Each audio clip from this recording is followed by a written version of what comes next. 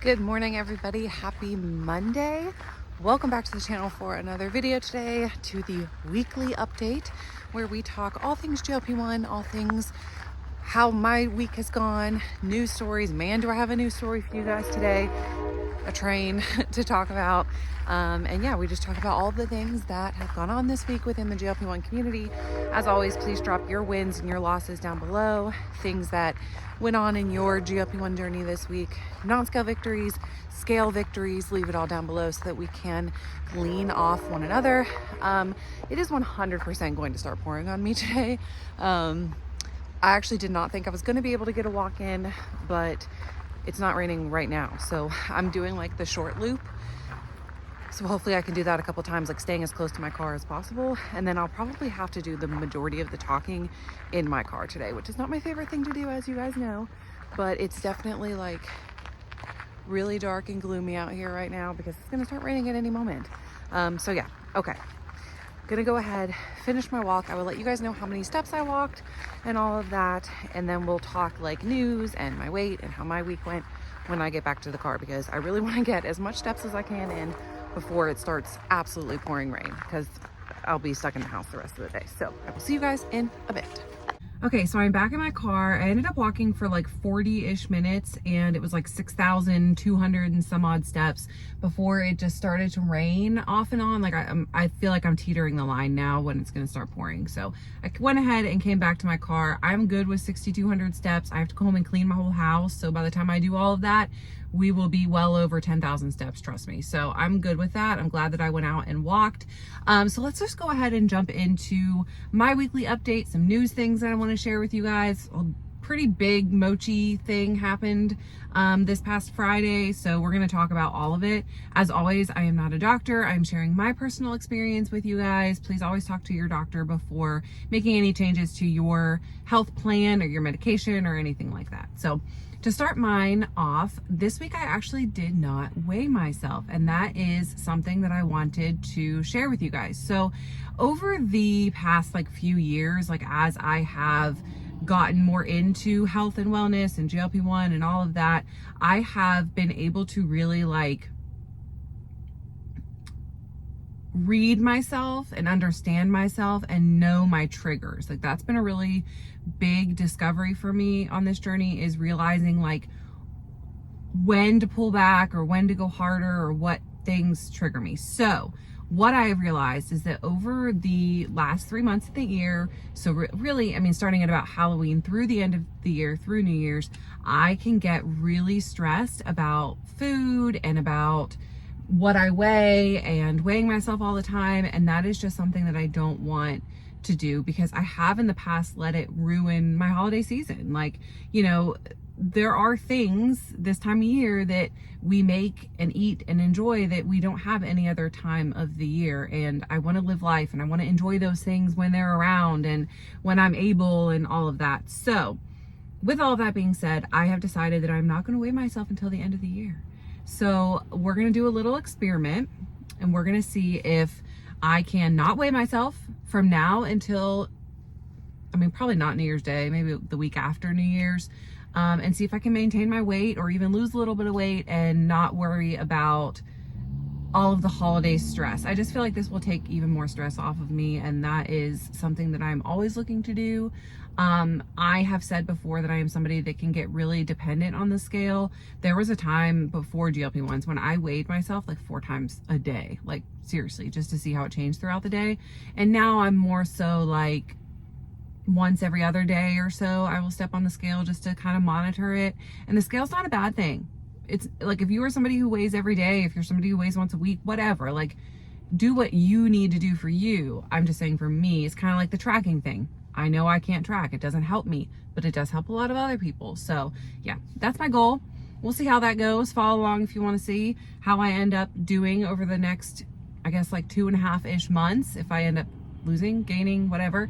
But I'm not going to weigh myself. I'm going to have Chris hide the scale, and won't let him give it to me until, or won't tell him he can't give it to me until New Year's. I also think it'll help my middle daughter. She is getting to an age where she's like aware of weight, and I'm really trying to not only for myself to let go of that like scale attachment, but I don't want her to see me with a scale attachment. You know, she doesn't weigh herself very often at all, but she does see me weigh herself, and she is noticing weight and other people's weights, like friends of hers weight. So yeah, it's, you know, I'm trying to be a good parent and help teach her that the number on the scale is not the most important thing. The girl swims for 2 hours 5 days a week, so like she's okay. It's just, she's a preteen girl who's starting to build that relationship with herself in terms of what it means, and I don't want her to end up like me. So all that being said, Chris hid my scale. I don't know where it is. I won't know where it is until New Year's, so pretty excited about that. The next thing I wanted to share is a bit of a non-scale victory, but also like a holy crap moment. So I went jean shopping, and I mentioned a couple of weeks ago, I think it was in one of the Ask Me Anythings, that I've not gone and like bought new clothes or anything. I'm still wearing clothes that are like bigger just because of this, like, I don't know, maybe underlying fear that you have to keep the bigger clothes around. So this past Friday, a friend of mine wanted to go to do some shopping. So we went to Old Navy, and I was like, you know what? I'm just going to try on a couple pairs of jeans and see where we're at. I'm going to overlay some footage here. So I tried on this pair of jeans that was a 6. For context, I started at a size 16. Okay. So at Old Navy, you know, same place. So, oh, it's raining now. Yay. So I tried these pair of jeans on, and they're big, as you can tell by the footage. I'm like, I literally might need a 4. And this is so weird. So I had my friend who was outside the dressing room go grab me a 4. You know, I bought a size 4 of these jeans. Now I know that Old Navy runs bigger. It could have been the style, whatever. I bought another pair of jeans from Old Navy on the same day. They were a different style, and I bought a 6 in those ones. So to go from wearing a size 16 to putting on a size 4, 6, and then fitting comfortably, like, so strange. I should have gone and gotten like a size 16 and like held them up next to myself. But like, it's just so, every day I'm reminded in some way of how far I've come. And that was just a really big reminder of like, whoa, I really did this, you know? Like sometimes every once in a while I just have that like, holy crap, I really did the dang thing. And that was a moment for me. Like, I don't know, I'm pretty proud of myself. I'm still in awe. I wore them on Saturday. We went to dinner with some friends, and I put them on, and I was like, these aren't gonna fit me. That was just a fluke. Like, you know, it was wrong, but they totally fit. And they were actually kind of big by the end of the night. So those are my little victories for the week. Other than that, I'm kind of chugging along, drinking the water, doing the walking, filming the what I eat in a day really helps me, because it keeps me on track. So you guys will get another one of those this week as well, because again, it helps me to be like, you know, showing what I'm eating in a day and having somebody else see it besides me. Even though I eat like that all the time, it's just different, you know? So let's move on to news, because boy, oh boy, did some Mochi drama happen this week. So on Friday, this was the first people to like break this were Lee from Lee Fits In on TikTok and Sabina from the GLP-1 winner. They broke this, and I was like, oh my gosh, crap is gonna hit the fan. So essentially what happened is there is a whistleblower that allegedly is a former employee of Mochi, or of Akita Pharmacy, which is the pharmacy that Dr. Myra and her husband owned. The building was like right next to Mochi. The Mochi telehealth company, like their brick and mortar building, Akita was right next to it, whatever. They got shut down a while ago for like a ton of crap, like compliance issues and stuff like that. But this whistleblower has come out alleging several things. Number one, and the main one, which I think is the most damaging to like compounding overall, is that the API they were getting was not from allegedly, the API that they were getting was not from an API approved source, or an FDA approved source. So if you don't know rules about that, there is a list of sourcing that is approved by the FDA that have been checked out and, you know, allegedly again checked out and given the green light to be used in compounding. And this is not just with tirzepatide or whatever, it's also like with anything that they're compounding with, right? So allegedly Akita Pharmacy was purchasing from an overseas supplier that was not on the FDA list, and they were adding a sticker to it that was from an FDA approved API source. That's damaging, and that's big, and that's not it. They also alleged that a lot of the workers were not certified in any way, like literally like picking up workers from Lowe's, like recruiting work, like literally they said Lowe's and Home Depot, like they were recruiting people from Lowe's, Home Depot to come and work in the pharmacy with no real training, no certifications, no sterility practicing ever being done, compliance, whatever, ever being done. And even the bigger than that is that they claimed that there oftentimes was not even a pharmacist present overseeing the mixing of medication. So we have these untrained, allegedly, people who aren't even like techs, no certification, coming in, mixing the medication with no pharmacist oversight, is essentially what is being alleged at this point. And that is insane. Now, Akita has been shut down for a long time, but recently they were allegedly coming back open. But if you go on the Department of Pharmacy, they are not listed there, but they are listed like on the state licensure. So it's a whole thing with Mochi right now. Mochi has been using several other pharmacies since Akita shut down, and it seems like they've been doing like business as usual and whatever, and that's great. But like, whoa, it's not good. It's not good. And this whistleblower obviously has whistleblower protection, so I don't even know like how far this will go.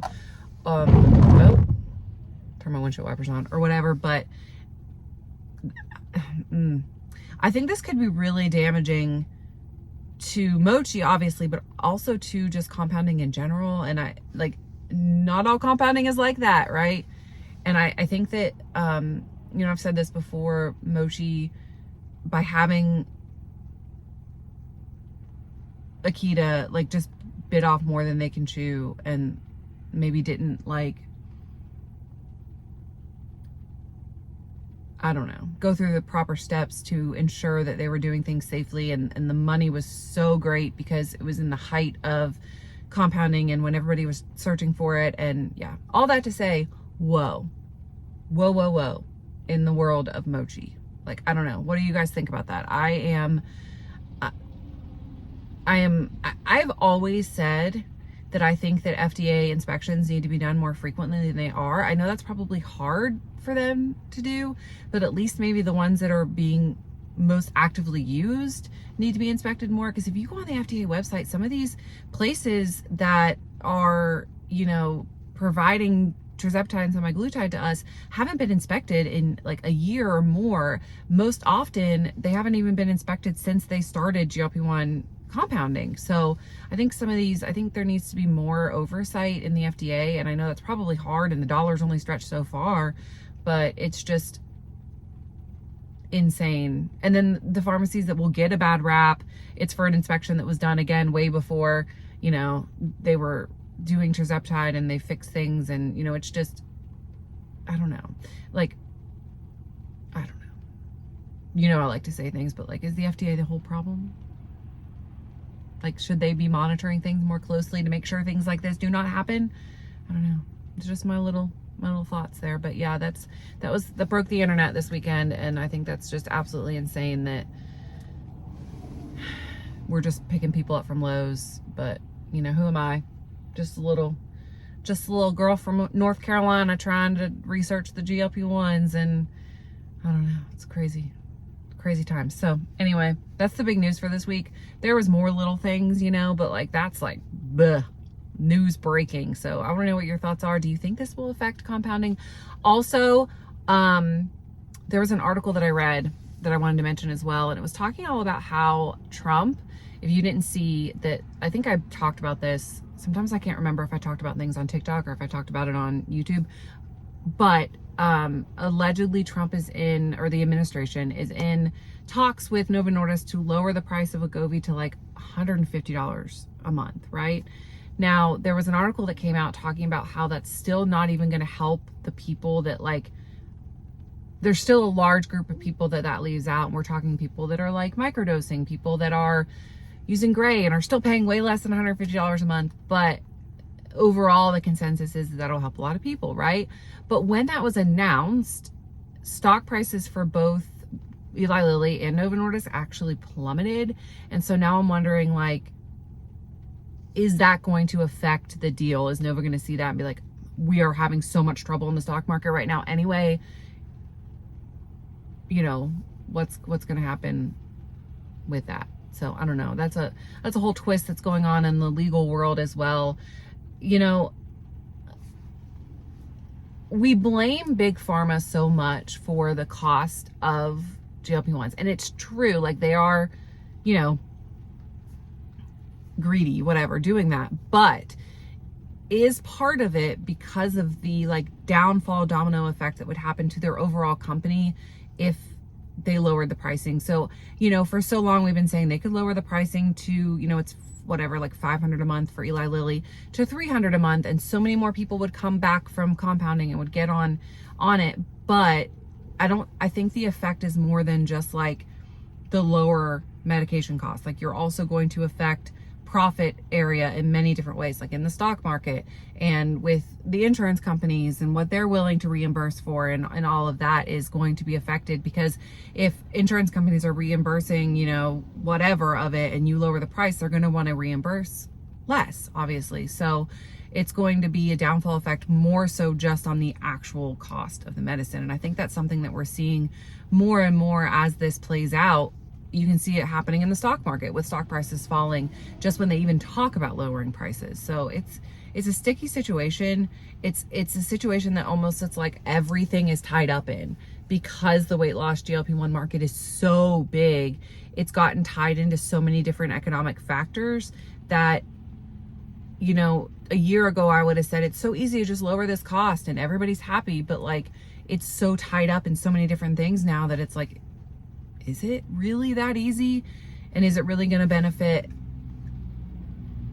Is it, I don't know. I'm not on Team Eli Lilly. I'm not, but I'm just saying, like, I think I get that there's more to it than just lowering the cost. That's my little ramble for today, my little update. I hope you guys enjoyed it. I have 2 videos already filmed for you guys this week, and then you will also get a What I Eat in a Day this week, which I'm really excited about. So stay tuned for that. Thank you so much for watching today's video in the rain in my car. It is officially pouring. I need to run in Food Lion too, so hopefully I can get there before the bottom really falls out. But yeah, thank you guys so much for watching today's video, and I will see you guys in the next one. Have a great day, guys. Bye.